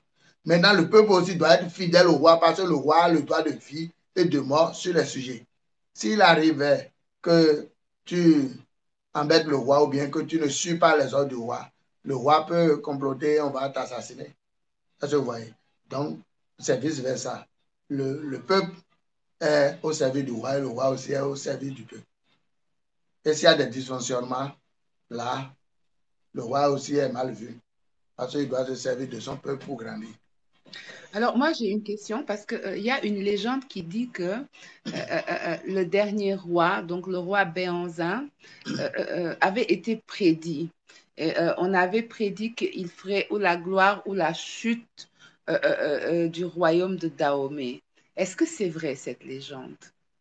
Que c'est prédit que il fera ou la grandeur ou la chute du... Bon, selon les consultations, vous savez, moi, je n'étais pas là. Mais j'ai appris, je vous ai dit, on doit consulter obligatoirement. Hein? D'abord, avant de te choisir comme prince présomptif. Nous sommes d'accord. Donc, certainement, son père a fait des consultations. Mais ça, c'est gardé secret. Personne n'a eu la consultation qu'on a faite pour choisir le roi Bénin. Je vous ai dit que pour choisir le roi Bénin comme prince présomptif à la fonction de roi de Dahomey, que Gao Goutiri, qui est devenu Agoulago, a beaucoup influencé les décisions. Nous sommes d'accord. Et plusieurs d'autres personnes, comme la première fille du roi Glélé. Est-ce que vous voyez? Wekende. Et Wekode aussi, la deuxième fille. Maintenant, parce que la première fille doit se marier au premier ministre Migan et la deuxième fille au deuxième ministre Meou. C'est comme ça se fait. Donc, il a eu l'aide de ces deux grandes filles, en plus de Aboulé Aboué et d'autres personnes. Est-ce que vous voyez? Ça fait maintenant, pour faire la guerre, pour résister farouchement contre la France, lui, il a son bocoron, il a son prêtre phare, et il doit consulter. Et la consultation qu'on a faite pour la guerre du roi de Dahomey, c'est connu. Est-ce que vous voyez? Le signe géomantique du roi Bianzin aussi est connu. C'est à Clan-Oulin. C'est à Clan-Oulin. Ce qui a prédit que dès sa naissance qu'on a fait la consultation. Et la consultation, son ange gardien, c'est à Clan-Oulin. Est-ce que vous voyez? Et le Clan-Oulin, selon le phare, a révélé qu'il ne va pas mourir dans le pays, mais il va mourir hors du pays. Ce qui a été effectif. On a dit aussi qu'il sera très courageux. Il va faire beaucoup de choses et il ne va pas croire à nos divinités. Est-ce que vous voyez? Pour dire, quand on dit que les divinités parlent, il peut dire non, que lui va jusqu'au bout. Voilà. Alors, encore une chose, excusez-moi, vous êtes prince apparemment, c'est bien ça? Oui, je suis prince. Alors d'accord, justement, parce que moi je me suis adressé à vous peut-être de la mauvaise façon, je me suis permis de vous appeler frère, mais quelle est la formule qu'on doit utiliser lorsqu'on s'adresse à vous? Je suis votre frère, appelez-moi votre frère. Ou bien votre enfant même. Ok, mais alors l'humilité, c'est quelque chose que j'ai vu ici. Alors c'est extraordinaire. Je veux juste une petite parenthèse. Alors je ne sais pas si tu as entendu la réponse. Il a dit je suis votre frère. Vous pouvez même appeler votre enfant si vous voulez. Vous savez, alors c'est extraordinaire parce que j'ai rencontré pas mal de princes et de princesses depuis que je suis là, et ils ont tous cette chose en commun, c'est l'humilité. Je trouve ça incroyable que vous pénétrez dans leur palais, vous êtes chez eux et ces gens vont vous traiter avec une humilité qui montre la grandeur des Africains. Franchement, je suis ébahie, je suis émerveillée. Depuis que je suis là, je vais de surprise en surprise et je me rends compte que ce peuple est juste formidable, vraiment. Il n'y a pas de race supérieure. Voilà, nous sommes issus de Dieu. Pas de race supérieure. Et Jésus-Christ a fini par dire, parce que je vous ai dit que moi, en dehors je crois aussi en Jésus-Christ, parce que j'ai été baptisé, il a fini la veille de sa passion, il a lavé les pieds de ses disciples. Est-ce que vous voyez? Et elle a ajouté, vous avez pris tous vos pieds pour me servir. Aujourd'hui, c'est moi-même qui va vous honorer. Ne m'appelez plus maître, mais appelez-moi frère. Est-ce que vous voyez? C'est très profond. L'humilité, en tout cas, c'est quelque chose qui est très, très présent au palais. Franchement, je suis impressionnée. Beaucoup. Marie, j'ai une question. Encore merci, mon frère. Encore merci beaucoup. Non, mais parce que je tiens à vous dire qu'aujourd'hui, on est sorti un bon moment. Et moi, je me suis sentie mal. Donc, non seulement il a pris toute sa journée pour moi, mais en plus de ça, il a refusé que je lui offre à boire. Non, c'est lui qui a payé. Voilà, je tiens à le dire. Non, mais il faut le dire. Il faut le dire. Voilà. Marie-Agnès, je suis prêt à descendre si d'autres personnes veulent monter, poser des questions. Voilà, c'est la même chose que j'aimerais dire aussi. Moi aussi, j'ai une question. Ok. Bon, je ne sais pas qui commence. Alors, on va laisser d'abord Reine. Mon chocolat, je peux te descendre? Oui, j'ai juste une question, s'il vous plaît. Après, vas-y. S'il vous plaît. Bon, sinon, je peux écouter Reine si ça me voudrait. Non, vas-y. Ok, d'accord. En fait, le prince, respect encore à vous. En fait, j'ai entendu aussi que Béhanzin, la cachette où il est, là où il s'est caché, il a été trahi. Est-ce que c'est vrai?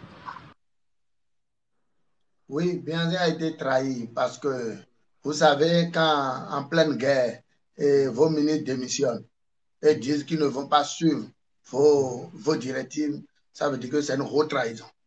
Est-ce que vous voyez? Parce que s'ils étaient restés et avaient suivi la décision du roi Béhanzin, on n'allait pas connu ce chaos que le roi de Dahomey a connu. Vous voyez? Parce que le roi Béhanzin disait que jusqu'à ce qu'on va mettre la main sur lui, que ces Amazones n'ont qu'à tirer jusqu'à ce que les plans soient là. Est-ce que vous voyez? Donc, il comptait sur les forces occultes que lui là. Et il savait que autant qu'ils seront protégés. Mais aussi, ceux qui l'ont trahi, ou bien ceux qui ont démissionné aussi, on ne peut pas beaucoup les condamner. Parce que vous savez que cette deuxième guerre a entraîné beaucoup de pertes en vies humaines dans les deux camps, soit dans le camp des Français que dans le camp de ce qui peut-être peut leur faire peur, et ils vont dire que si on se soumettait à ceux-là, qu'ils vont nous laisser partir. Alors que le roi Béhanzin savait leur intention, l'intention qu'ils avaient derrière pour nous attaquer. Est-ce que vous voyez, ils savaient qu'ils vont nous traiter comme leurs esclaves et ils vont nous arracher tout ce qu'ils ont, tout ce que nous avons. Et c'est ça qu'ils ont fait, finalement, parce que ceux qui l'ont trahi regrettent aujourd'hui, leur famille regrette. Et si c'est aujourd'hui que les mêmes scénarios vont se passer, ils vont prendre conscience. Merci beaucoup. D'accord, merci beaucoup. Je descends, je laisse la place aux autres. Merci beaucoup, le prince. Alors, j'ai une question. Oui. Je pensais que c'était à moi. Bon, vas-y, Reine. Je poserai ma question plus tard, pas de souci. Ok, quelle est la conception de Dieu chez les Dahoméens, voilà, leur conception de Dieu. Est-ce qu'ils croient en Dieu? Ils ont ce nom, le nom de Dieu supérieur ou c'est plusieurs dieux? Voilà, dieux? le créateur. Est-ce qu'il y a des divinités plus Dieu ou il y a que des divinités? C'est ça? Oui, on dit Mao. Chez nous, avant l'arrivée du colon ou bien des Blancs, on connaissait Mao. Mao, c'était Mahou. Personne ne peut, c'est l'être suprême que personne ne peut égaler. Mais c'est Rou, mais Mahou. Et on a dit Mahou. C'est Mahou. Akwaso Mahou. Bragadamaso Hondo. Est-ce que vous voyez? Et on dit, oui, mais toi qui as le ciel, la terre, tu as les 4 points cardinaux. Le nord, le sud, l'est et l'ouest. Nous on disait Sanfon Wedi, c'est l'est. On dit Badawedi, c'est l'ouest. On dit Koulibodi, c'est le sud. On dit Vovolivoué, c'est le nord. Est-ce que vous voyez? Donc, on avait toutes ces connaissances-là. On avait aussi la connaissance des 4 éléments que sont l'air, John, le feu, Mion, la terre, Aikumba, et aussi l'eau qui est Si. Est-ce que vous voyez? Donc, c'est que la force de Dieu plane sur ces 4 éléments-là. Est-ce que vous voyez? Donc, on connaissait Dieu et tout était dans l'ordre. Est-ce que vous voyez? Et les fétiches étaient considérés comme des demi-dieux. Les anges, on dit les anges, c'est des messagers de Dieu. Est-ce que vous voyez? Quand on dit Sagbata, c'est divinité, la terre. Est-ce que vous voyez qu'il y a un messager de Dieu? Et parce que ce que contient la terre est énorme. Est-ce que vous voyez? Il y a aussi des êtres qui se trouvent dans l'air, qui ne tombent pas sur la terre. Est-ce que vous voyez? Donc, il faut avoir des connaissances pour pouvoir découvrir tout ça là. Donc, nos parents avaient beaucoup de connaissances et connaissaient Dieu suprême. Ok. Atlas, s'il te plaît, une dernière question qui va dans le même sens. D'accord. Est-ce que, s'il te plaît, est-ce que chez vous, il y a une manière de communiquer avec Mao? Est-ce que vous communiquez avec Mao? Est-ce que Mao vous envoie des messages de temps en temps? Oui. Mao nous envoie beaucoup de messages. Et on communique avec Mao. Parce qu'il y a des techniques de concentration, de connexion avec l'esprit. L'esprit et l'esprit suprême. Est-ce que vous voyez? Maintenant, il y a aussi des trucs qu'on utilise, des produits qu'on utilise pour communiquer directement avec Dieu. Est-ce que vous voyez? Et parler directement à Dieu, là, on a les défis fins. On a Kaninu Delta, le crâne de l'homme. On a beaucoup de choses pour communiquer directement avec Dieu, pour que nos prières soient exaucées. Est-ce que vous voyez? C'est ça. Et il y a les pays aussi qu'on utilise pour dire telle chose, il faut que telle chose se réalise au nom de Dieu. Et ça se réalise. Est-ce que vous voyez? Oui. Et ça existe encore aujourd'hui. Ou quand on cherche, on trouve. Ok. Ok. Est-ce que je peux y aller? Reine? Oui. Reine? Tu es modératrice, non? Pardon? Tu es modératrice, non? Oui, oui. Bloque-moi Sané Khoré, s'il te plaît. Qu'il sorte de mon live.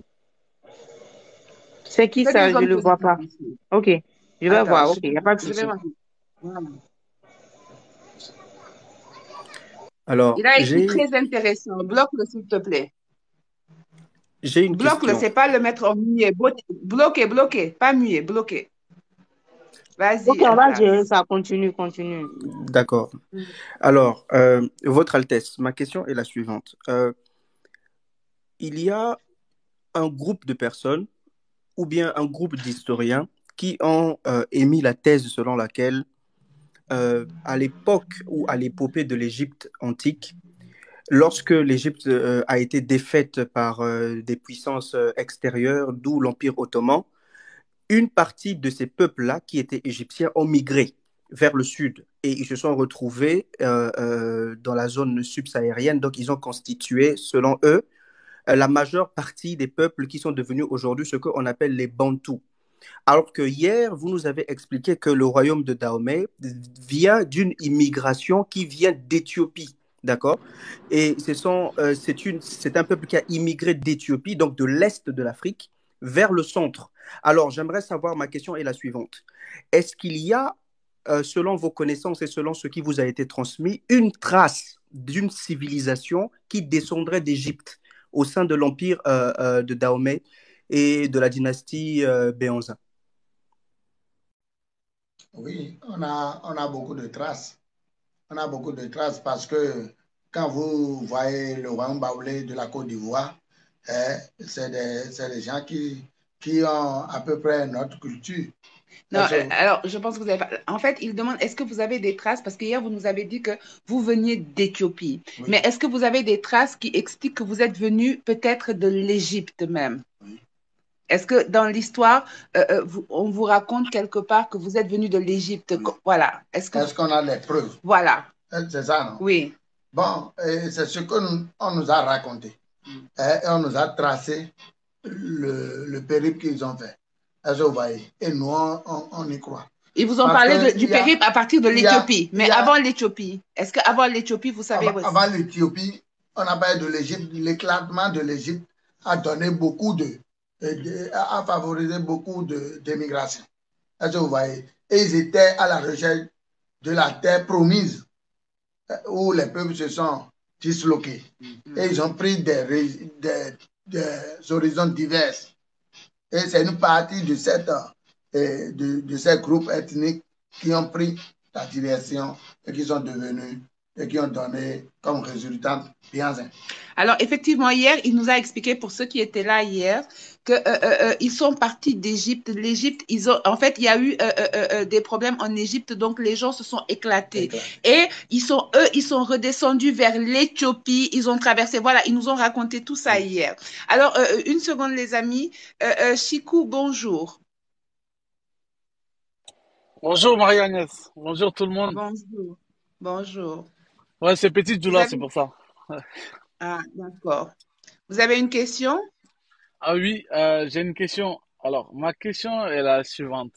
C'est que, est-ce que vous avez déjà entendu parler je sais pas si ça a été posé ou pas parce que j'étais en train de travailler, je viens d'arriver. Alors, attendez une petite seconde. Si vous êtes venu poser une question sur les Kémites, ici, on est dans le royaume du Dahomey. Posez des questions sur le royaume du Dahomey. Justement, oui, justement, j'aimerais savoir, est-ce qu'il a déjà entendu parler d'une sorte de de spiritualité appelée Kamit ou Kémit, un truc comme ça. Moi, c'était juste ça ma question. Justement, on dit de ne pas poser question sur Kémit ici, pardonnez, s'il vous plaît. Non, juste non, savoir ça.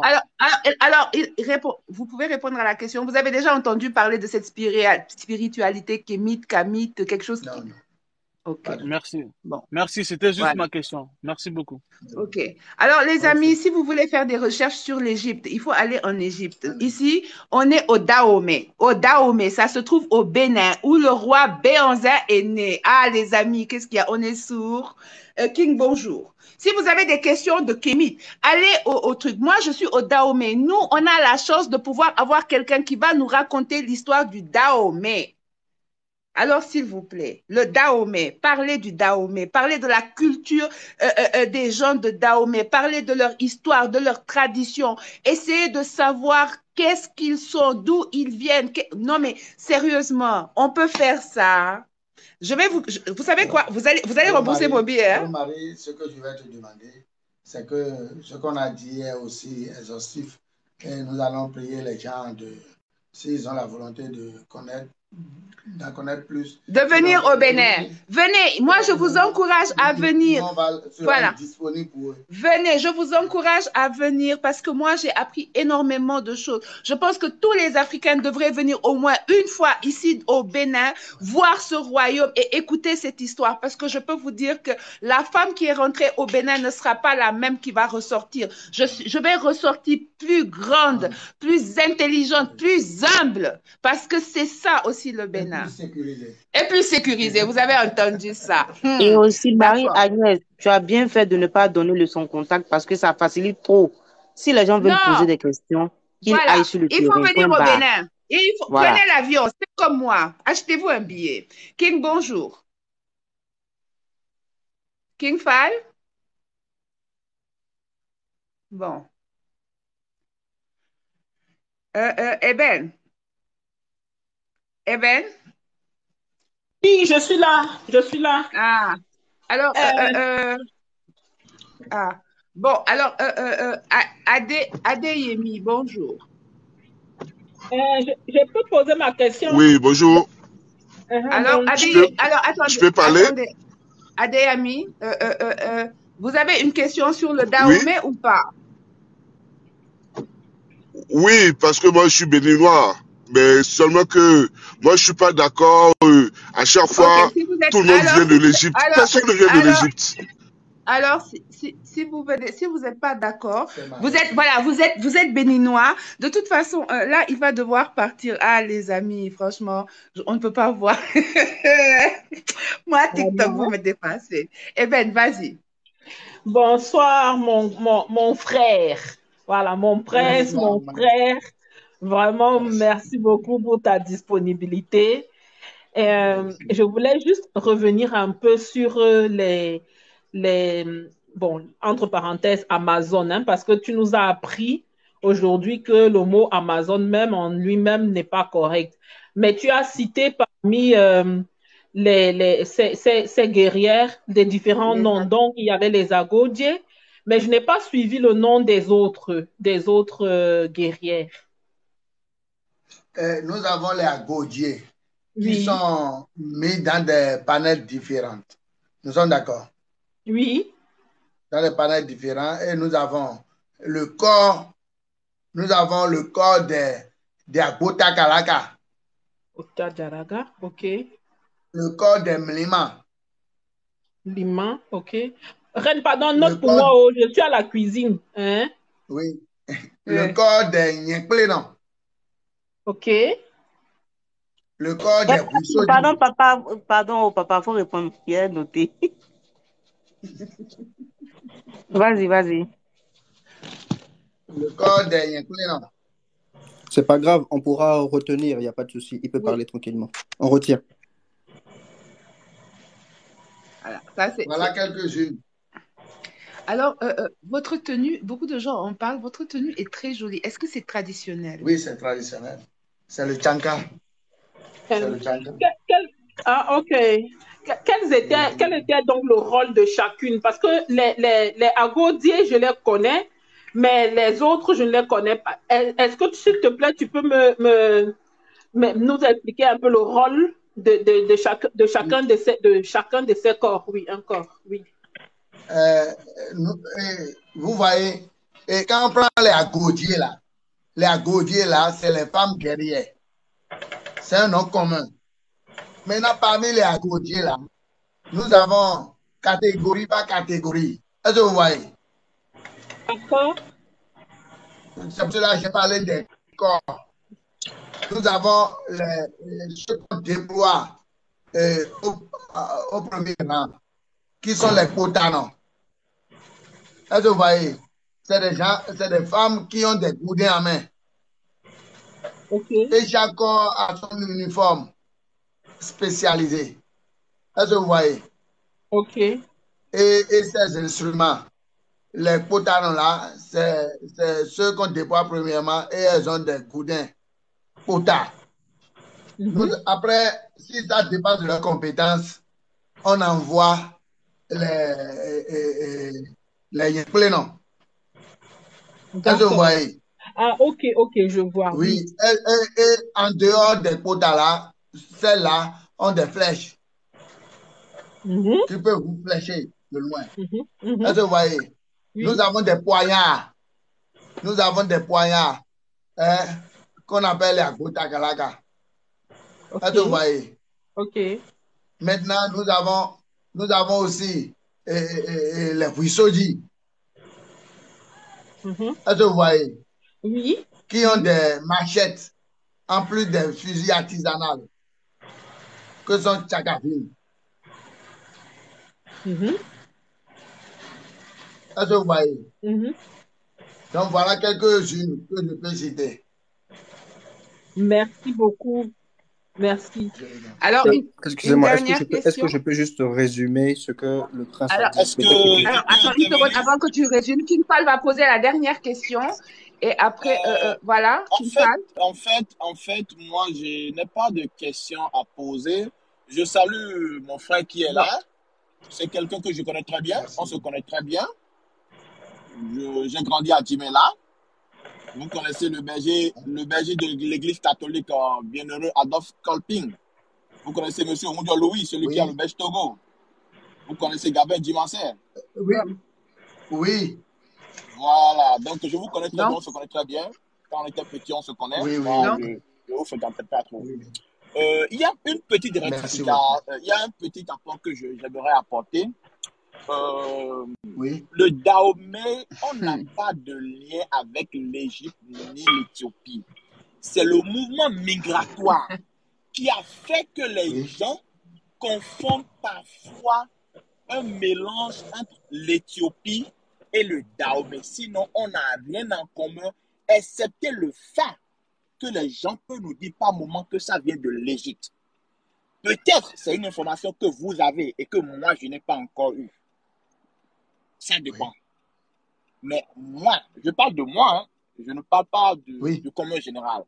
Moi, très avec bien. Les informations que moi j'ai de votre frère Sousoudi Béhanzin, que vous connaissez très bien, Sousoudi Béhanzin, qui a été sous Gabin Dimancer et tout cela, les informations que moi j'ai, je ne crois pas qu'on a un lien direct avec l'Éthiopie. C'est le mouvement migratoire qui fait.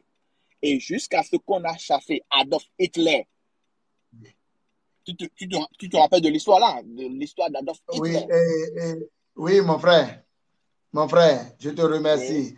Et merci. Tu sais, je t'apprécie parce que tu as dit c'est moi. Et tu as parlé aussi de Sousoudi. Sousoudi n'a pas une spécialité historique. Il est un conteur. C'est vrai qu'il est l'ami de Dimancer.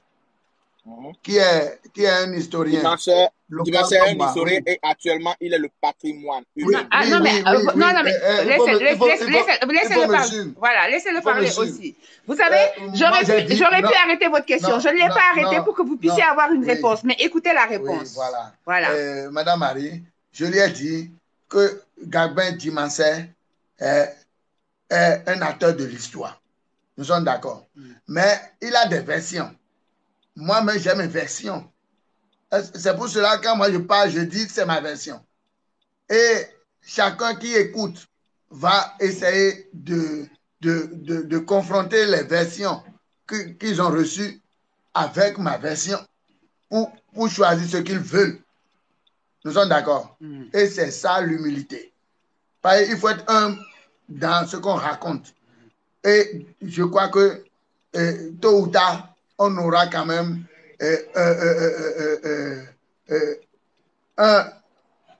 une histoire que nous allons nous adopter. On doit s'adopter une histoire parce que les choses ne se sont pas passées en notre temps.